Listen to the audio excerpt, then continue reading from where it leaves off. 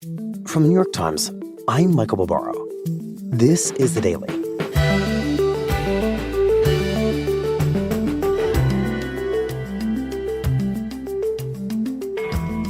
On Tuesday, the confirmation process for Donald Trump's cabinet began with his most controversial choice, Pete Hegseth for Secretary of Defense.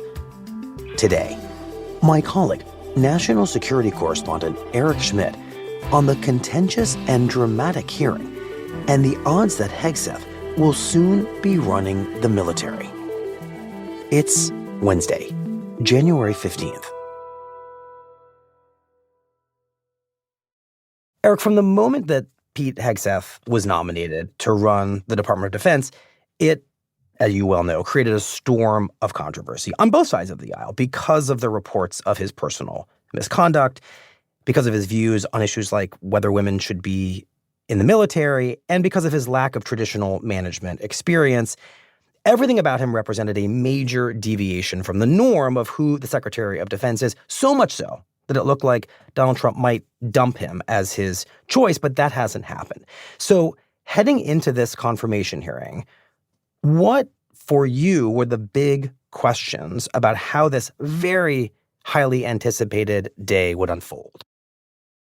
Well, I think you said it's just amazing how unconventional Pete Hegseth's nomination is. I mean, when his nomination was announced, we all kind of scratched our heads and went, you mean the Fox News anchor, that guy? Right. And, as it turned out, he did have a record. He had run a couple of veterans groups. And then some of the allegations started seeping out about his misconduct. The Times unearthed a letter from his mother in 2018 saying he treats women terribly. His mom later said that she wrote that letter in anger, but still.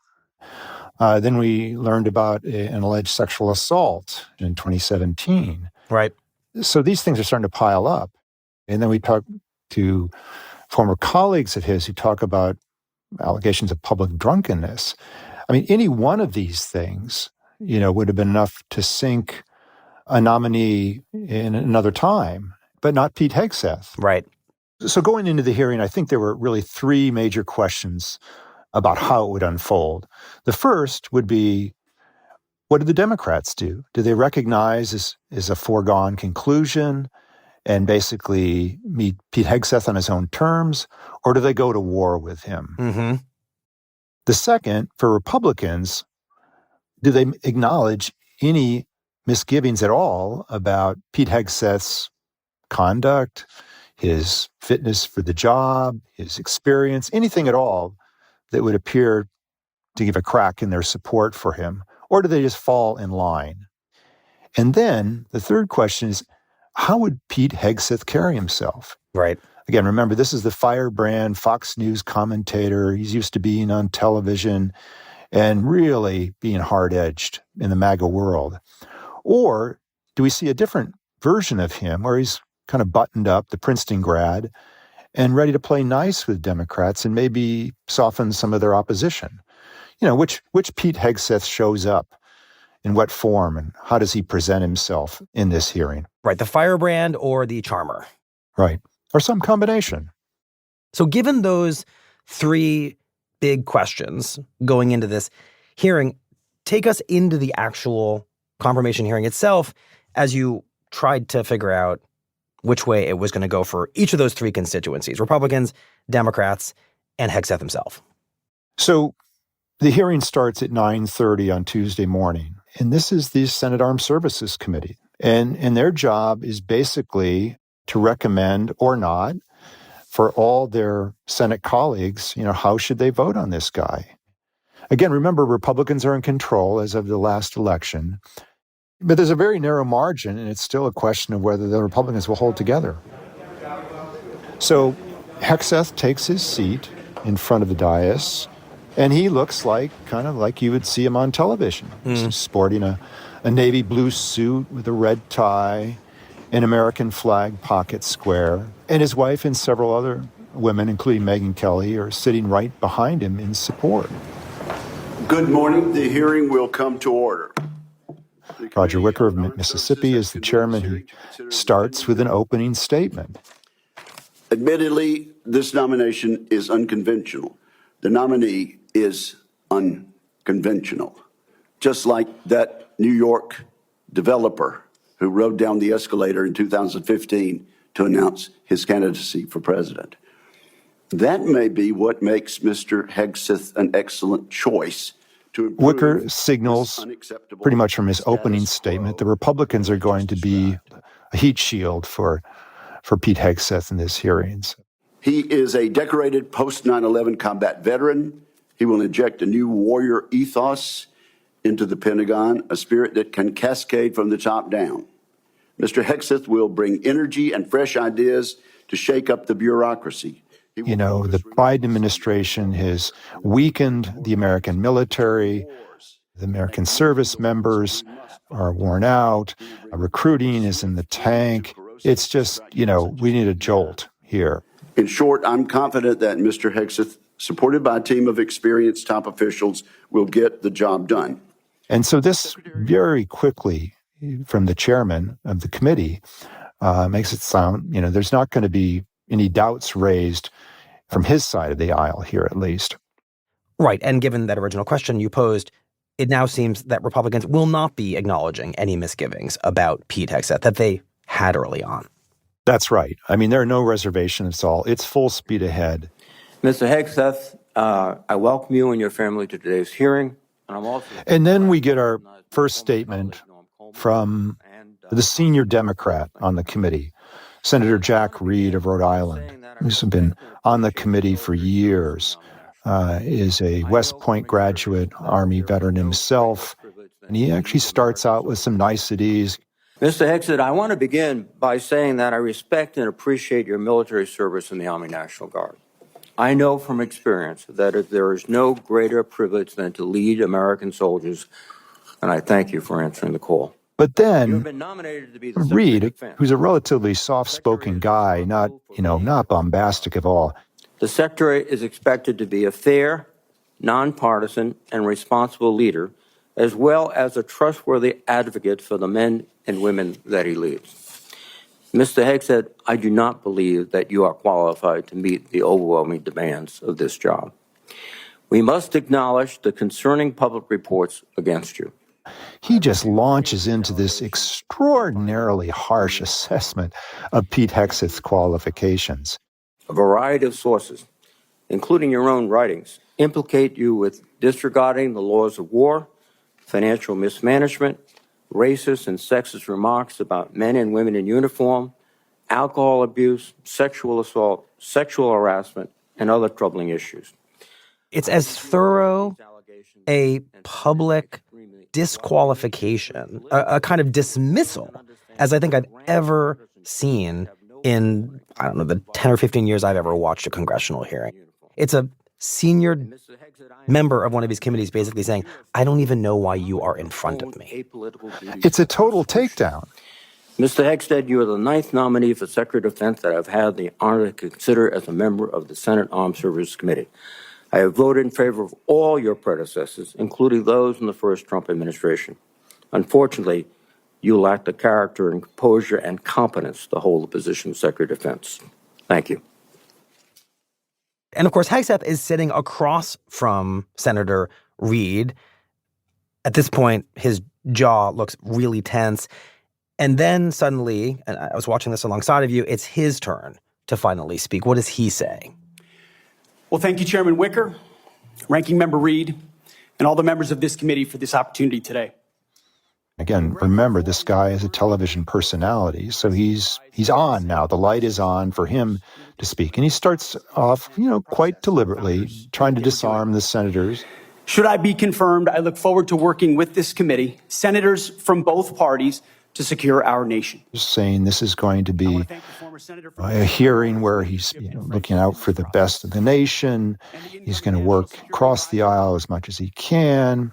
Thank you to my incredible wife, Jennifer, who has changed my life and been with me throughout this entire process. He turns and he thanks his wife for her support. Including our 7 wonderful kids, Gunnar, Jackson. He tries to name his 7 kids. Luke, Rex. Sorry, it's a lot of them. and Gwendolyn. Forgets one of the names, which draws kind of a laugh. Right. I mean, who among us? 7 kids. Yeah. Who among us? And then something dramatic happens inside the hearing room. You are a misogynist. Not only that, you are... Hecklers start screaming, in protest of Hegseth's nomination. And the Capitol Police rush over and basically hustle this guy out.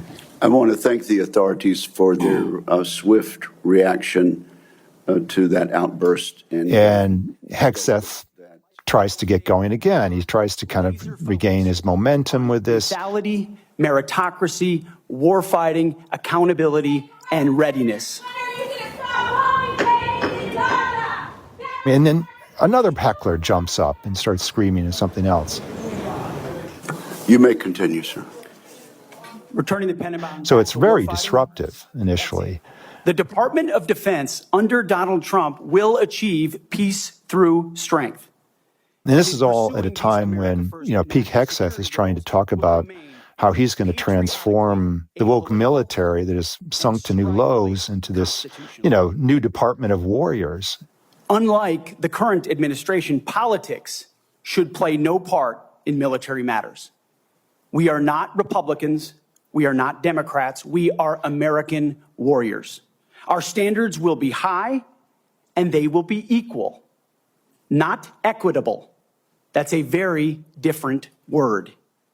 And so how do you get that powerful military?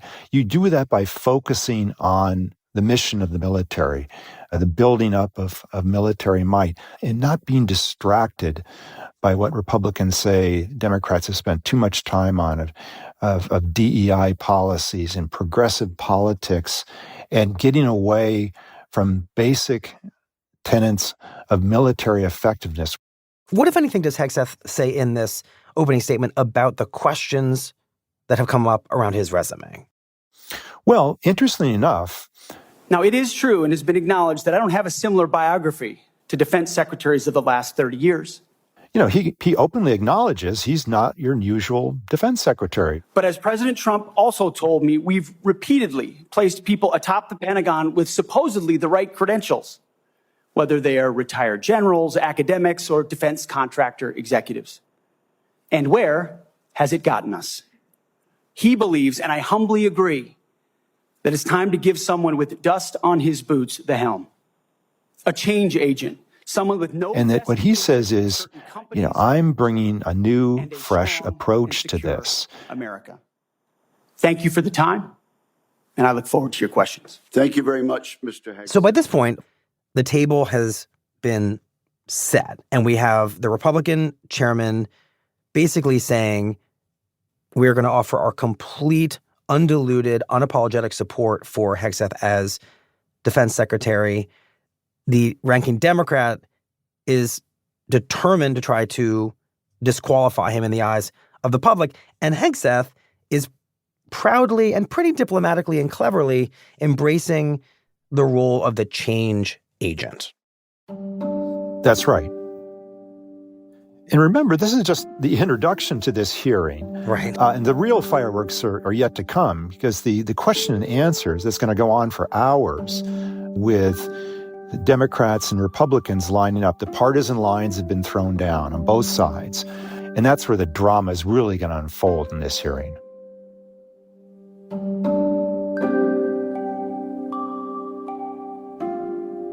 We'll be right back.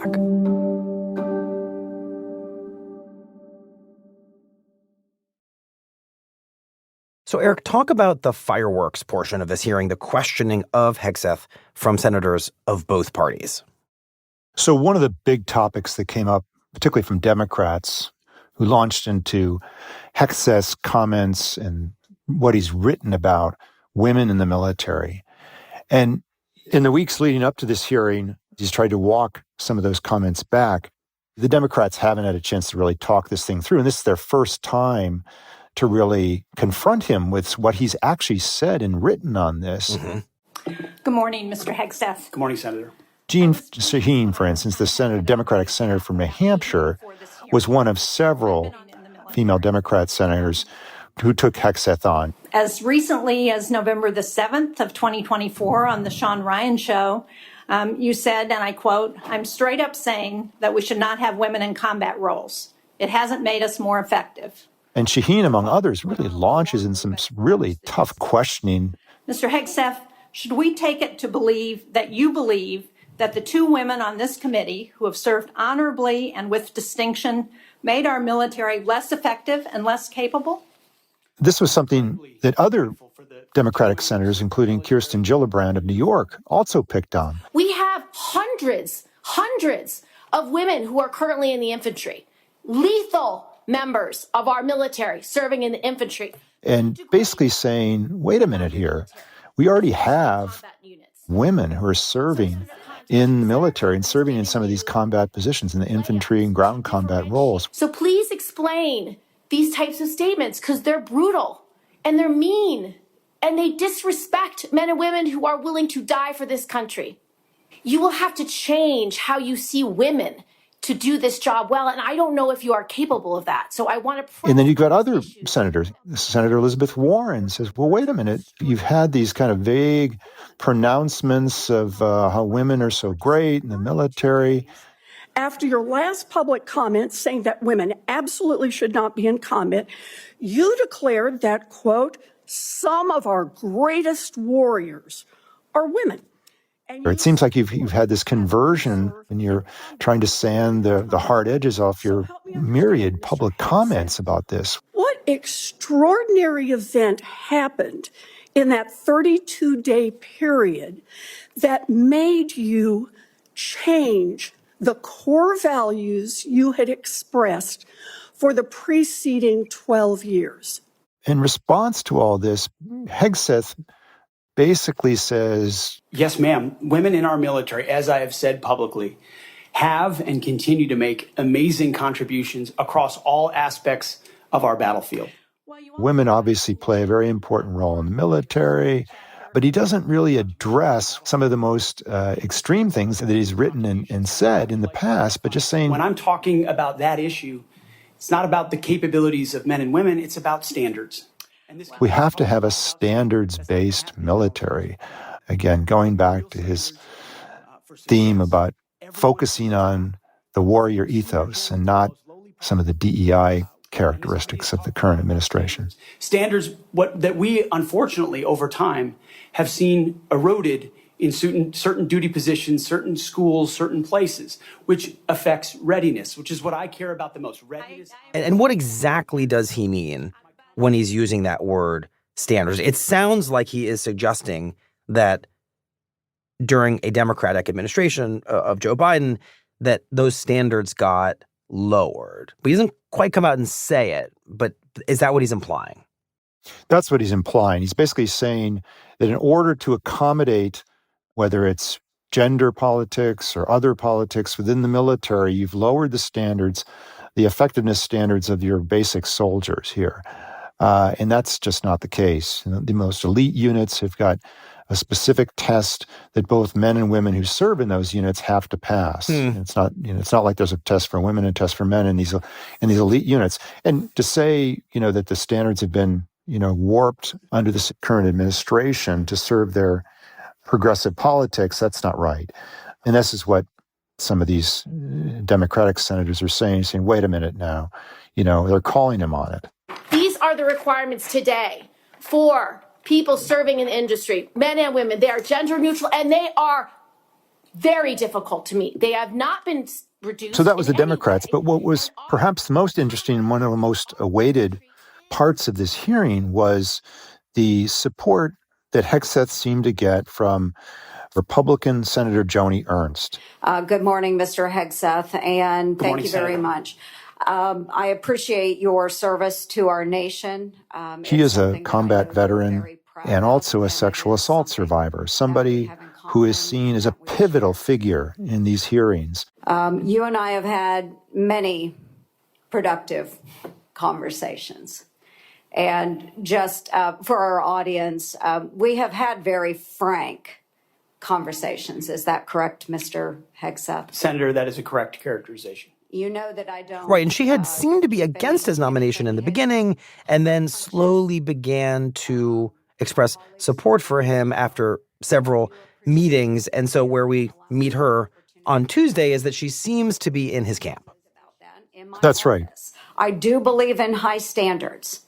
Where they do seem to kind of come together now is this question of standards. For the young women that are out there now and can meet those standards, they must physically be able to achieve those standards so that they can complete their mission. Men and women must meet the same high standards. They must be physically able to achieve those standards in order to serve in these units. That, of course, is one of the main things that he's trying to get across. And now she seems to be saying the same thing. Right, and that matters because she seems to be basically pushing back against these Democratic women senators and the case they're making. That's right. Other Republicans on the committee wanted to zero in on the whole question of standards and how the military should be based on merit and skill rather than DEI qualities. For those watching at home, DEI is not about giving everybody opportunity. It is rooted in cultural Marxism. The idea and in not the wokeness that they claim is making America weak and making America's military weak. Our current Secretary of the Air Force thought we had too many white officers, advocated for quotas. And if you crunch the numbers, that meant that 5,800 white officers who've worked really hard should be fired. Senators such as Senator Tuberville of Alabama talking about how the military is way too focused on identity issues. I met with a couple of generals this summer. Coach, we're spending more money on transgender restrooms than we are coverings for $100 million airplanes. That's not acceptable. We can't do that.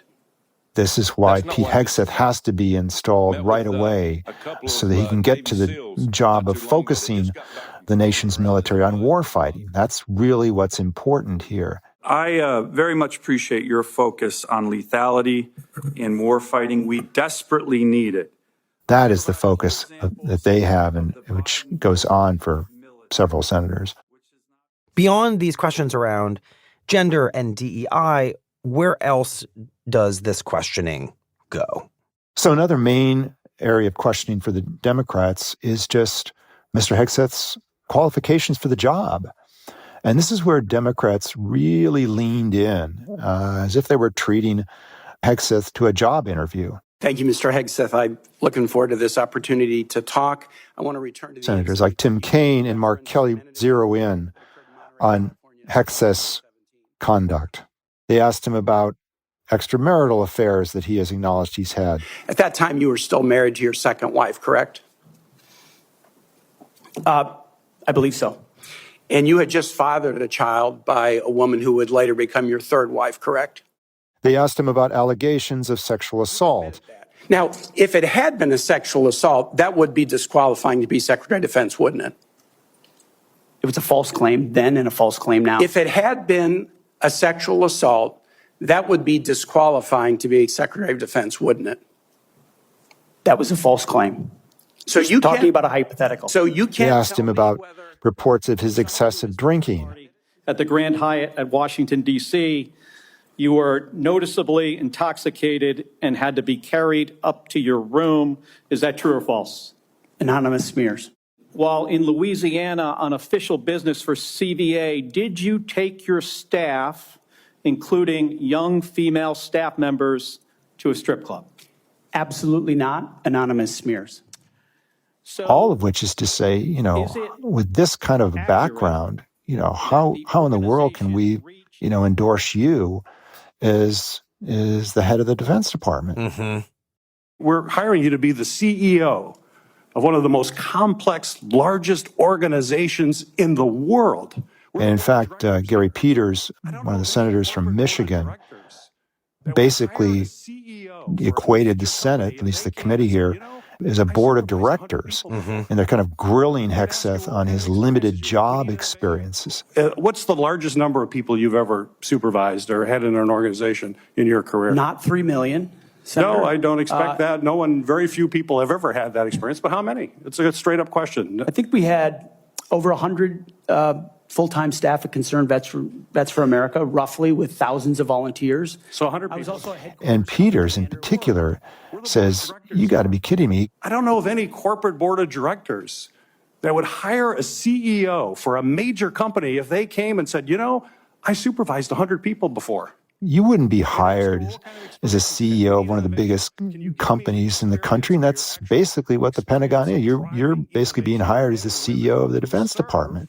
Do you think that the way to raise the minimum standards of the people who serve us is to lower the standards for the Secretary of Defense? That we have someone who has never managed an organization more than 100 people is going to come in and manage. In response to all this, the Republicans kind of turned the idea of job qualifications inside out. Mr. Hegseth, it seems to me that you've supervised far more people than the average United States senator supervises typically. You had Senator Wicker, the chairman, basically making a joke out of it, saying, you know, how many people do we supervise? How many senators have showed up drunk to vote at night? Then you have Senator Mullen of Oklahoma, who's basically saying, wait a minute, who among us hasn't had a drink too many at work or had an affair? You guys make sure you make a big show and point out the hypocrisy because the man's made a mistake. And you want to sit there and say that he's not qualified? Give me a joke. I mean, it is so ridiculous. Another Republican senator, a new senator, Tim Sheehy, a former Navy SEAL, also weighed in on this. How many rounds of 5.56 can you fit into the magazine of an M4 rifle? Depends on the magazine, but standard issue is 30, Senator.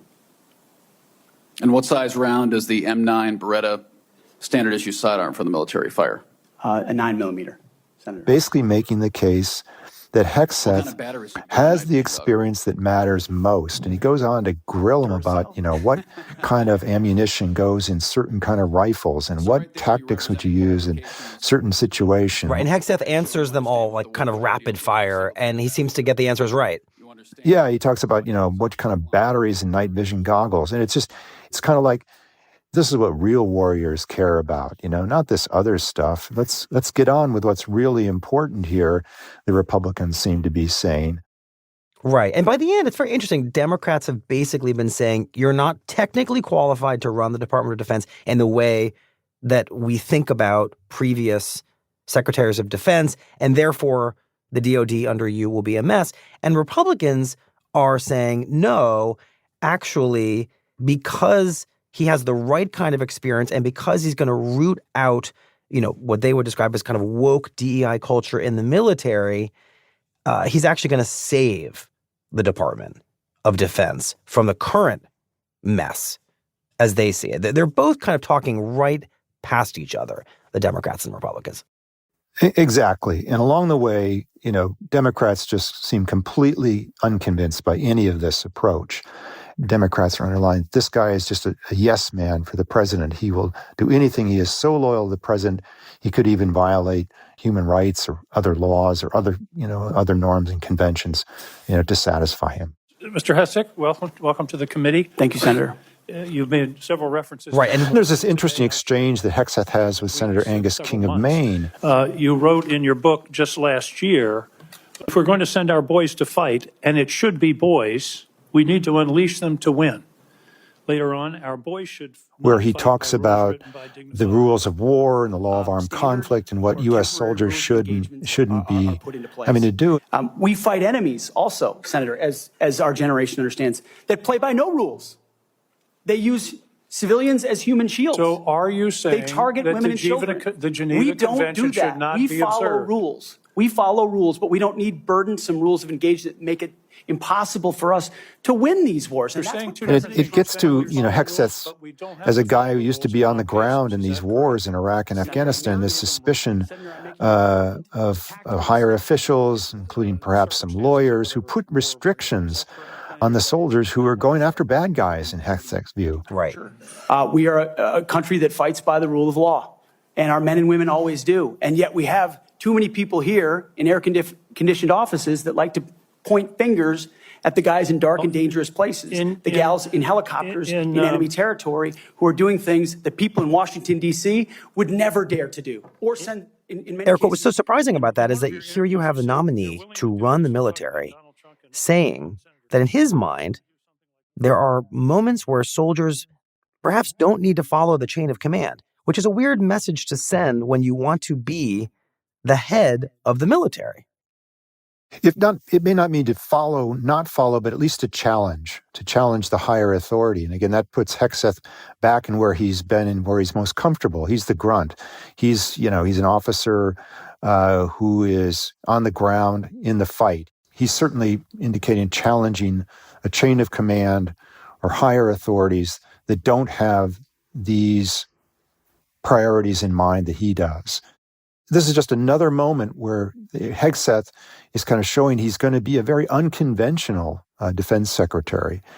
Going back, he's going to be a disruptor, just like his boss. This concludes today's hearing. I want to thank the witnesses and their families, and this hearing is adjourned. Thank you. Thank you. Eric, by the end of the hearing, it very much felt like every Democrat in that room was signaling that they will be opposing Hegseth. And my sense is that all the Republicans on that committee are going to be voting for Hegseth. And so he will be recommended by this committee. And if we assume that the same scenario plays out in the full Senate, then Hegseth most likely becomes the next Secretary of Defense. And it would seem like there's some risk here, especially for the Democrats in the Senate, that whether they mean to or not, in their opposition to Hegseth, they're kind of reinforcing the message of the election itself, which is that Trump is the candidate of government disruption, which the majority of Americans voted for, and Democrats are the party that guards the status quo. What do you make of that?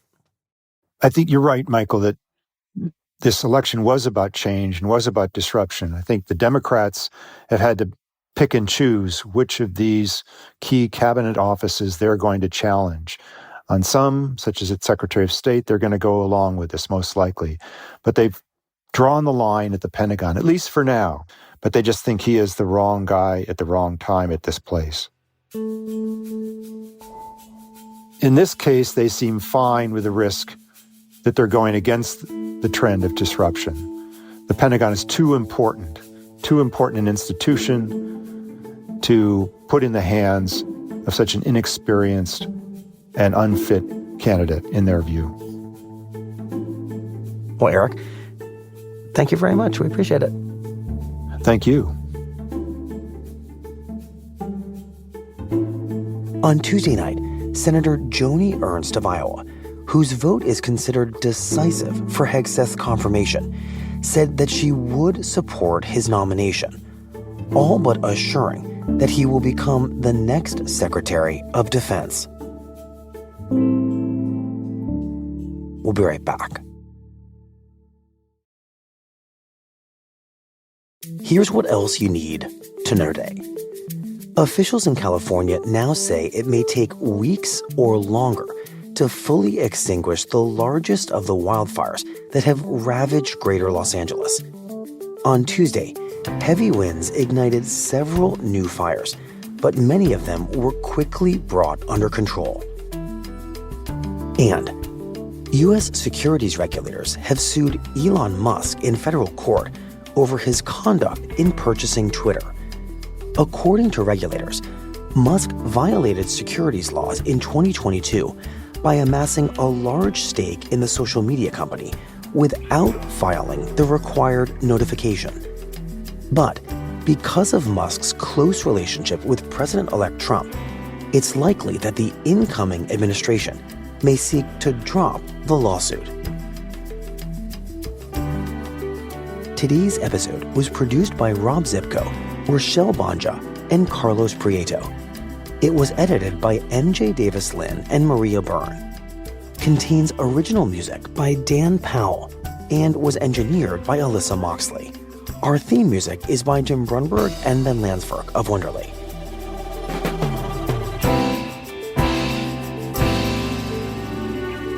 That's it for The Daily.